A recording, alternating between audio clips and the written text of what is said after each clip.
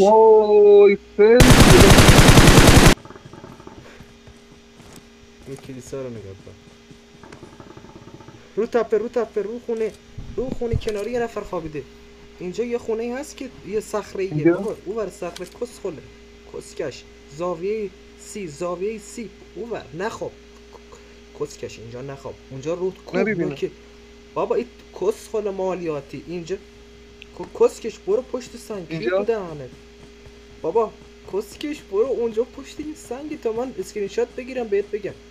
زاویه سی رو ببین همین دقیقا همینجا رو برود همینجا زاویه 35 آره 35 برو بالا اسکوپتو بگیر بالا اسکوپتو بگیر بالا کسکش اسکوپو بگیر بالاتر عجب خریه رو همینه رو همین برجه که کناریش برو بالا کنارترش برو بالا آره برو بالا اونجا پشت هم خوابیده بالاترش خوابیده بود اینجا وای ندیدم Watch out!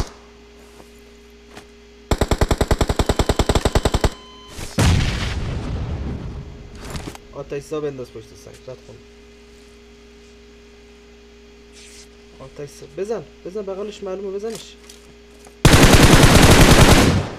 تمام آرپی اول آسما رو زد رو نوک همونجا خوابیده آکی اون نه کناریشه عزیزم رو نوک بالای همون خوابیده آره همونجا آره اوناشش وای خیلی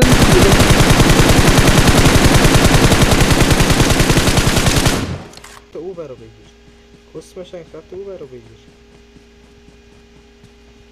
او بره یارو سمت او کلیسای تخمیه اسمو که بشه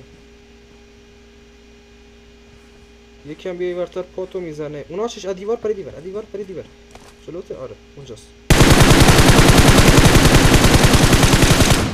من یه تیر لامصب گان عوض کن دی تمام We are number one. We're the best. خیلی دمیج